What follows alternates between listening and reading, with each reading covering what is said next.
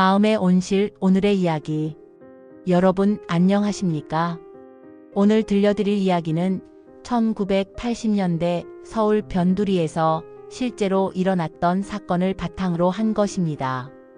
우리나라 전통 샤머니즘과 현대 생활이 충돌하며 벌어진 기묘하고도 섬뜩한 경험담입니다.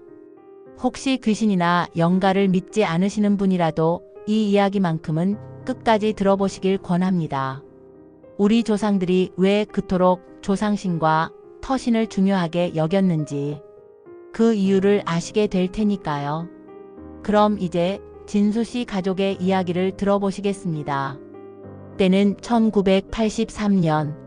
저는 31살 은행원이었습니다.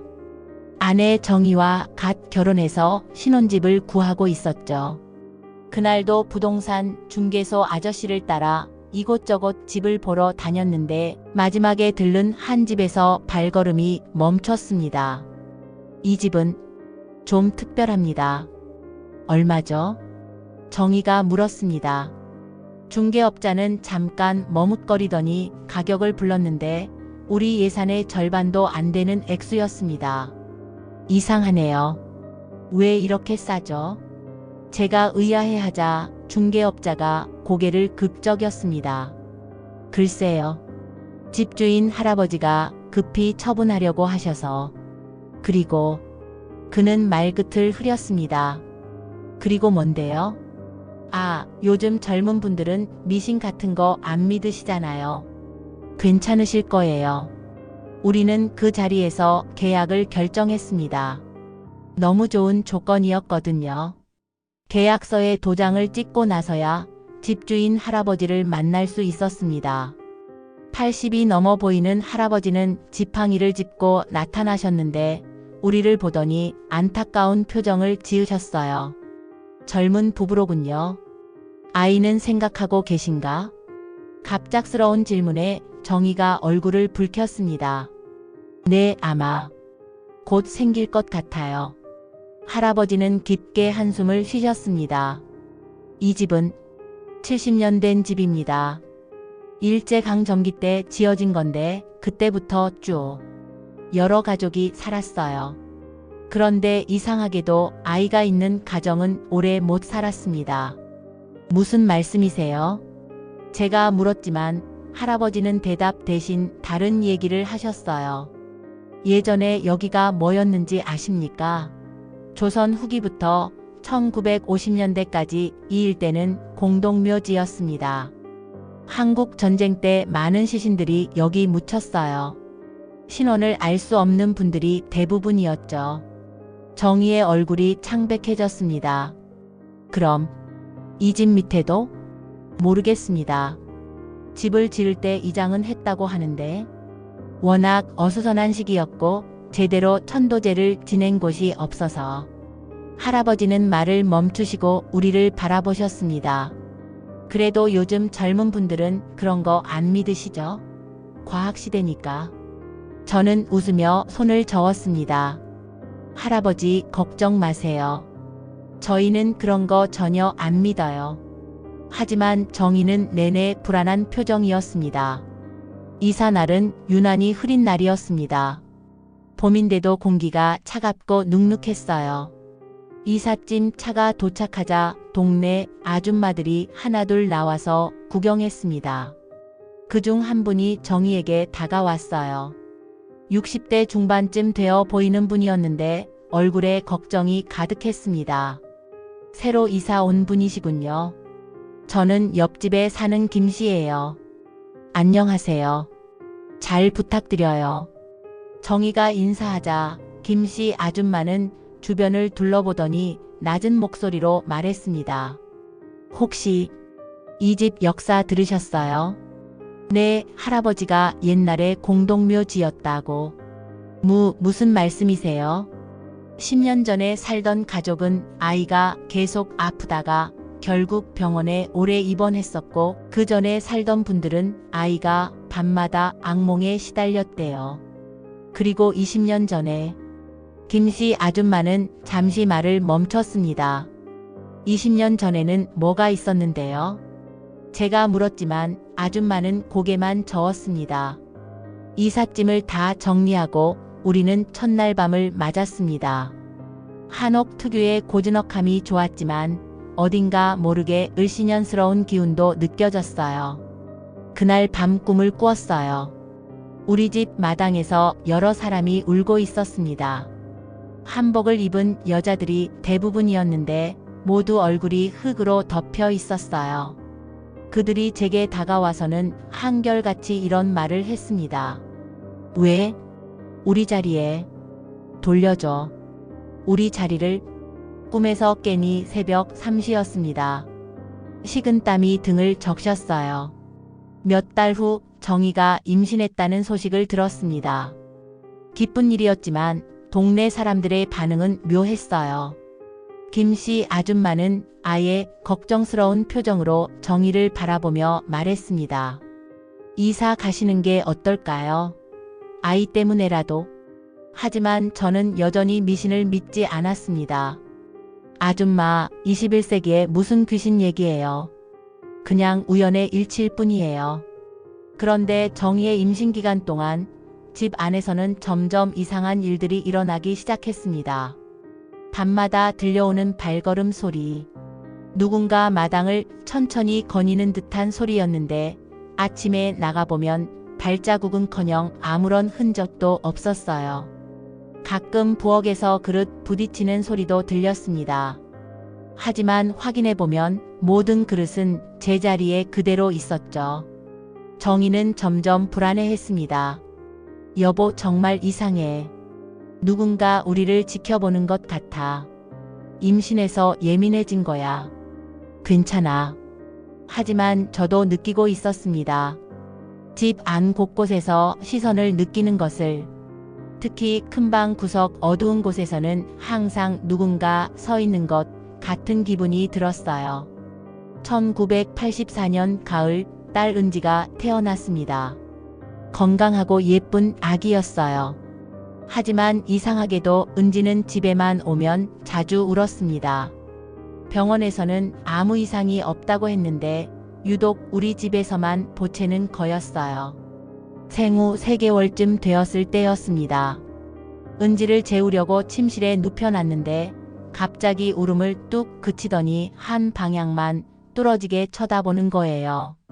방 구석 어둠이 짙게 깔린 곳을 말입니다. 여보, 저것 좀 봐. 정희가 제 옷소매를 잡아당겼습니다.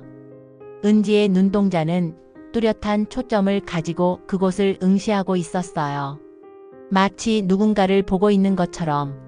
더 기묘한 것은 은지가 그 상황에서 웃고 있다는 점이었습니다. 방긋방긋 마치 누군가와 즐겁게 놀고 있는 것처럼. 은지가 말을 트기 시작한 것은 14개월쯤이었습니다. 엄마, 아빠보다 먼저 나온 말이 있었어요. 언니. 처음엔 TV에서 배운 말인 줄 알았습니다. 그런데 은지는 자꾸만 허공을 가리키며 언니, 언니라고 했어요. 그리고는 혼자서 까르르 웃곤 했죠. 두 돌이 지나고 말을 제법 하게 되었을 때 은지가 충격적인 말을 했습니다. 엄마, 언니가 있어. 응? 무슨 언니? 긴 머리 언니. 하얀 옷 입은 언니. 정희의 얼굴이 창백해졌습니다. 언니가 어디 있는데? 거기. 은지가 방 구석을 가리켰습니다. 언니가 매일 나랑 놀아줘. 그런데 엄마 오면 숨어. 그 말을 듣는 순간 저는 온몸에 소름이 돋았습니다. 그날 밤부터 저는 잠을 제대로 잘 수 없었습니다. 은지가 보고 있는 존재들이 정말 있는 건지 점점 확신이 서기 시작했거든요. 그해 봄, 정희의 어머니가 우리 집에 며칠 머물게 되었습니다. 연세가 70이 넘으신 분으로 평생 독실한 기독교 신자셨어요. 하지만 이분에게는 남들이 모르는 비밀이 있었습니다. 어머니가 오신 첫날 밤 은지를 재우려고 하는데 이상한 일이 일어났어요. 어머니가 은지를 내려다보더니 갑자기 표정이 굳어지셨습니다. 그리고는 눈을 감고 중얼거리기 시작하셨어요. 들어본 적 없는 묘한 주문 같은 소리였습니다. 어머니, 뭐 하세요? 제가 물었지만 어머니는 계속 중얼거리셨습니다. 한국어가 아닌 것 같기도 하고 아주 오래된 말 같기도 했어요. 몇 분 후 어머니가 눈을 뜨셨는데 얼굴이 창백하셨어요. 이 집 뭔가 있다. 네? 아이 주변에 많은 혼들이 몰려 있어. 특히 젊은 여자 혼들이. 그 말을 듣고 정희가 울음을 터뜨렸습니다. 엄마, 정말 그런 거예요? 은지가 자꾸 언니가 있다고 하는데. 어머니는 깊이 한숨을 쉬셨습니다. 사실 나도 그런 걸 보는 체질이야. 젊었을 때 무당이 되라는 얘기를 들었었거든. 하지만 무서워서 도망쳤지. 그날 밤 어머니가 우리에게 자신의 과거를 털어놓으셨습니다. 내가 25살 때였어. 그때는 지금 정희 엄마 나이쯤 되었을 거야. 어느 날 동네에서 유명한 큰 무당이 찾아왔어. 너는 신내림을 받아야 할 팔자다. 받지 않으면 너도 내 후손도 평생 고생한다고 했지. 하지만 나는 무서웠어. 그때는 무당이 되면 사회에서 손가락질 받던 시절이었거든. 그래서 도망쳤지. 서울로 올라와서 교회 다니고 결혼하고. 어머니의 목소리가 떨렸습니다. 그런데 신은 포기하지 않더라. 가끔씩 꿈에 나타나서 내 역할을 하라고 했어. 나는 계속 무시했지만 이제 와서 보니 그 업이 우리 은지한테 넘어간 것 같아. 무슨 말씀이세요? 은지가 보는 혼들. 그들이 나를 통해 해결되어야 할 것들인데 내가 도망쳤으니까 이제 은지가 대신 보게 된 거야. 아이는 죄가 없는데. 어머니가 눈물을 흘리셨습니다. 1987년 둘째 아들 준호가 태어났습니다. 은지와 달리 준호는 태어나자마자 이상한 행동을 보였어요. 신생아인데도 눈동자가 또렷했고 항상 한 방향만 바라봤습니다. 은지가 어렸을 때와 똑같은 행동이었어요. 방 구석, 아무것도 없는 어둠을 뚫어지게 쳐다보는 것. 더 무서운 것은 준호가 가끔씩 웃는다는 점이었습니다. 갓난아기가 무얼 보고 웃는 건지. 그 웃음소리가 밤에 들리면 온몸이 서늘해졌어요. 준호가 태어난 후 집 안 분위기가 급격히 바뀌었습니다. 예전보다 훨씬 강한 기운들이 느껴졌어요. 밤마다 들려오던 발걸음 소리가 더 분명해졌습니다. 복도를 천천히 걷는 소리, 마당을 돌아다니는 소리, 때로는 여러 명이 함께 걷는 것 같은 소리도 들렸어요. 흙냄새도 더 진해졌습니다. 특히 비가 온 후에는 집 안 전체의 무덤가에서 나는 듯한 축축한 흙냄새가 진동했어요. 특히 큰 방 구석과 부엌 뒤편 그리고 마당 우물 근처는 가까이 가면 숨이 하얗게 날 정도였어요. 더 무서운 것은 은지와 준호가 점점 비슷한 행동을 보이기 시작한다는 점이었습니다. 둘이 함께 있을 때면 같은 곳을 바라보며 웃거나 중얼거렸어요. 마치 그곳에 실제로 누군가 있는 것처럼. 어느 날은 은지가 제게 와서 이런 말을 했습니다. 아빠, 언니들이 준호를 데려가고 싶다고 해. 뭐라고? 언니들이 말하는데 준호가 자기들이랑 비슷하대. 그래서 같이 살고 싶다고. 그 말을 듣고 저는 온몸이 얼어붙었습니다. 정희 어머니는 상황이 심각해지자 더 자주 우리 집에 오셨습니다. 그리고 매번 오실 때마다 아이들 주변에서 중얼거리는 시간이 길어졌어요. 어느 날은 아예 며칠간 머물면서 밤마다 무언가 의식 같은 것을 하셨습니다. 어머니, 도대체 뭘 하시는 거예요? 제가 물었지만 어머니는 심각한 표정으로 중얼거리기만 하셨어요. 이제 내 힘으로는 안 돼. 제대로 된 무당을 찾아가야 해. 어머니가 소개해 주신 분은 왕꽃 선녀님이라 불리는 무당이었습니다. 그분을 찾아가는 길은 험했습니다. 산 중턱에 외진 집이었는데 대문 앞에 도착하자마자 소름이 돋았어요. 문 앞에는 하얀 천에 붉은 글씨로 왕꽃선녀라고 쓰여 있었고 곳곳에 오색천과 방울들이 바람에 흔들리고 있었습니다. 문을 열고 들어서자 화려한 무복을 입은 70대 여성이 우리를 맞았습니다. 눈빛이 예사롭지 않았어요. 마치 우리 속을 다 들여다보는 것 같은. 왔구나.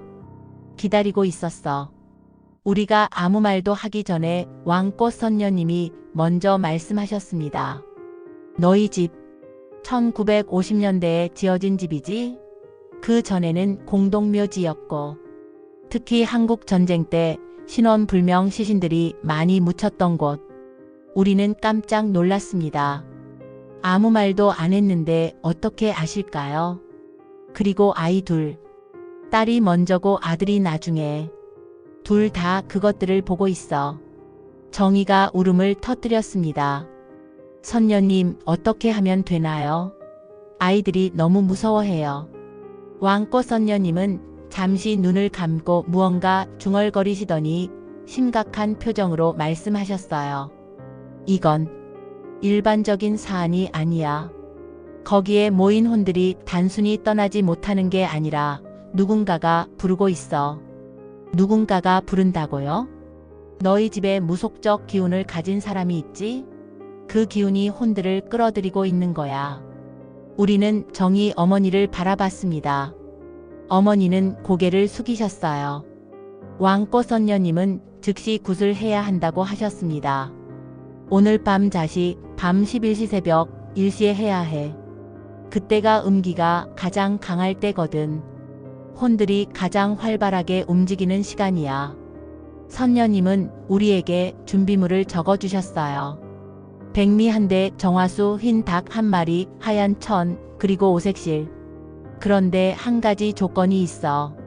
굿을 하는 동안 집에 있는 모든 사람이 참여해야 해. 특히 그 기운을 가진 분이. 선녀님이 정희 어머니를 바라보셨습니다. 그리고 아이들도 있어야 해. 혼들이 아이들을 통해서 소통하고 있으니까. 정희가 불안해했습니다. 아이들에게 해가 되지 않을까요? 지금보다 더 위험할 수는 없어. 오히려 이걸로 끝낼 수 있어. 굿을 준비하면서 왕꽃 선녀님이 더 구체적인 이야기를 해주셨습니다. 너희 집 밑에는 아직도 17구의 시신이 묻혀 있어. 모두 여자들이고 대부분 젊은 나이에 죽었어. 한국 전쟁 때 피난 과정에서 죽은 사람들이지. 그런데 문제는 이 사람들이 모두 한이 많다는 거야. 가족과 헤어진 채로 죽었고 제대로 된 장례도 못 치렀어. 그 한이 쌓여서 이승을 떠나지 못하고 있는 거지. 선녀님이 계속 말씀하셨어요. 그런데 최근에 이 혼들 중 한 명이 특히 강해졌어. 아마도 대장격인 것 같은데. 이 여자가 다른 혼들을 규합해서 이승으로 돌아오려고 하는 거야. 돌아온다는 게 살아있는 사람의 몸을 빌려서 특히 어린 아이들의 순수한 영혼을 노리고 있어. 그 말을 듣고 우리는 모두 얼어붙었습니다. 그날 밤 우리 집 거실에서 굿이 시작되었습니다. 왕꽃 선녀님은 화려한 무복으로 갈아입으시고 거실 한가운데 제단을 차리셨어요. 촛불이 켜지고 향이 피어오르자 집 안 분위기가 급격히 바뀌었습니다. 아이들은 이미 잠들었는데도 자꾸만 뒤척였어요. 선녀님이 장구를 치며 노래하기 시작하셨습니다. 처음에는 신을 부르는 노래였어요. 산신님 강림하소서, 용왕님 강림하소서. 그런데 점점 목소리가 커지고 장구 소리도 격렬해지면서 집 전체가 진동하기 시작했습니다. 굿이 시작된 지 30분쯤 되었을 때 집 안에 이상한 기운이 돌기 시작했습니다. 온도가 급격히 떨어지고 촛불이 바람도 없는데 흔들렸어요. 그때 왕꽃 선녀님의 몸에 변화가 일어났습니다. 갑자기 몸을 비틀더니 목소리가 완전히 바뀌었어요. 누구야? 누가 우리를 깨웠어? 그 목소리는 젊은 여자의 것이었습니다. 하지만 선녀님 입에서 나오고 있었어요. 우리 여기 있는데 왜 우리 자리에? 정희가 제 팔을 꽉 잡았습니다. 선녀님의 몸에 진짜 다른 혼이 들어온 것 같았거든요. 왕꽃 선녀님을 통해 나타난 첫 번째 혼이 자신의 이야기를 하기 시작했습니다. 내 이름은 김순옥. 24살에 죽었어. 1951년 1월. 목소리가 떨렸습니다. 피난 가던 길에 추위와 굶주림으로 여기서 숨졌어. 아무도 내 죽음을 몰라. 가족들은 내가 살아있는 줄 알고 기다리고 있을 텐데. 그리고 갑자기 목소리가 격해졌어요. 그런데 너희가 우리 자리에 집을 지었어. 우리를 짓밟고 살고 있어. 그 순간 집 안의 모든 전등이 꺼졌습니다. 촛불만이 어둠을 밝히고 있었어요. 첫 번째 혼이 물러가자 연달아서 다른 혼들이 선녀님의 몸에 들어왔습니다. 내 이름은 박영희. 18살. 내 이름은 이말순. 31살. 내 이름은 최정자. 26살. 하나하나 자신의 이름과 나이, 죽은 경위를 말했어요. 모두 한국 전쟁 중에 피난길에서 죽은 여자들이었습니다. 그들의 공통점은 모두 가족과 헤어진 상태에서 죽었다는 것, 그리고 자신들의 죽음을 아무도 모른다는 것이었어요. 가장 충격적이었던 것은 마지막에 나타난 혼이었습니다. 다른 혼들과 달리 이 혼이 나타나자 집 전체가 흔들렸습니다. 선녀님의 몸도 격렬하게 떨었어요. 내가 여기에 큰 언니야. 목소리가 위험있고 차가웠습니다. 내 이름은 한복순. 42살에 죽었다. 나는 살아생전에 이 마을에 무당이었다. 그 말을 듣고 우리는 모두 놀랐습니다. 한복순의 혼이 나타나자 아이들의 상태가 급격히 나빠졌습니다. 은지는 자다가 갑자기 일어나서는 눈동자가 뒤집힌 채로 서 있었어요. 엄마, 언니가 같이 가자고 해. 은지의 목소리였지만 억양이 이상했습니다. 마치 어른이 아이 흉내를 내는 것 같았어요. 준호도 마찬가지였습니다. 갓 두 돌이 된 아이가 벽을 향해 서서 중얼거리고 있었어요. 여기 좋아. 안 나가고 싶어. 정희가 아이들을 안으려고 했지만 아이들이 이상한 힘으로 저항했습니다. 왕꽃 선녀님은 필사적으로 혼들을 달래려고 했습니다. 한복수님, 이승은 이미 당신들의 시대가 아닙니다. 저승에서 편히 쉬십시오. 하지만 한복순의 혼은 더욱 격해졌어요. 안 된다. 나는 내 일을 다 끝내지 못했다. 이 마을에는 아직도 내가 해결해야 할 일들이.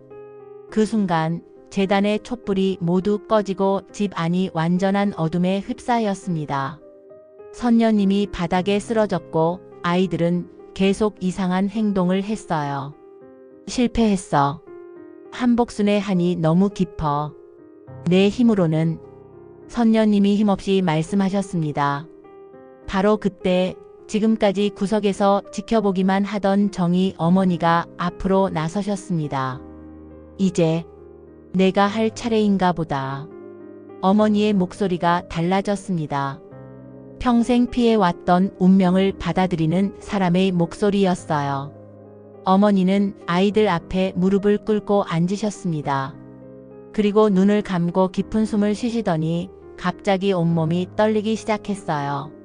한복순아, 나도 너와 같은 길을 걸을 뻔했던 사람이다. 정희 어머니에게 변화가 일어났습니다. 70년 동안 피해왔던 신이 마침내 내린 것이었어요. 어머니의 목소리가 완전히 바뀌었습니다. 위엄있고 신성한 기운이 느껴지는 목소리였어요. 한복순아, 너의 마음을 안다. 하지만 이승의 일은 이승 사람들이 해결할 일이다. 한복순의 혼이 선녀님을 통해 대답했습니다. 하지만 내가 돌보던 사람들이, 그들도 모두 저승에서 기다리고 있다. 네가 돌보던 마을 사람들, 너를 의지했던 사람들 모두 저승에서 널 기다리고 있단다. 그 말을 듣고 한복순의 혼이 흔들렸습니다. 정희 어머니를 통해 내린 신은 17구의 혼들을 하나씩 불러 해원을 시켜주기 시작했습니다. 김순호가 너의 가족들은 너를 잊지 않았다. 제사도 매년 지내고 있다. 박영희야, 네가 지키려던 동생은 잘 자라서 할머니가 되었다. 이말순아, 너의 남편은 평생 너만을 그리워하며 살았다. 하나하나 그들의 한을 풀어주자 집 안의 차가운 기운이 점점 따뜻해졌습니다. 17구의 혼들이 모두 해원되고 나자 아이들이 정상으로 돌아왔습니다. 은지는 맑은 눈으로 저를 바라보며 말했어요. 아빠, 언니들이 모두 집에 갔어. 이제 안 와. 준호도 평범한 아기의 모습으로 돌아와서 정희 품에 안겼습니다. 굿이 끝나고 나서 우리 집은 완전히 달라졌습니다.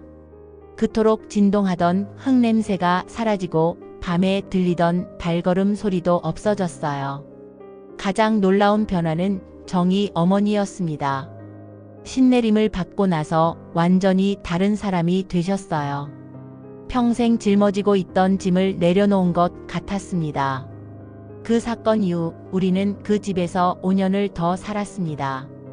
더 이상 이상한 일은 일어나지 않았어요. 오히려 집 안에 따뜻하고 평화로운 기운이 감돌았습니다.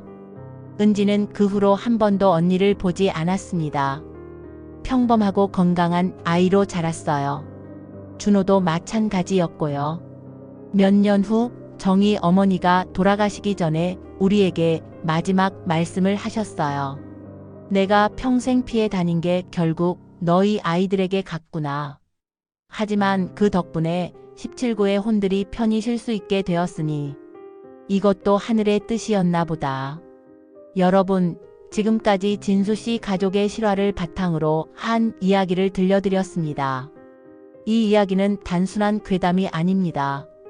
우리나라의 아픈 역사와 전통 문화, 그리고 가족의 사랑이 어우러진 진정한 휴먼 드라마였습니다. 혹시 여러분 중에서도 비슷한 경험을 하신 분이 계시다면 혼자서 끙끙 앓지 마시고 믿을 만한 분께 상의해 보시길 바랍니다. 우리 조상들의 지혜에는 분명 그럴 만한 이유가 있었으니까요. 다음에도 더 흥미로운 실화 이야기로 찾아뵙겠습니다. 마음의 온실 지금까지 들어주셔서 감사합니다.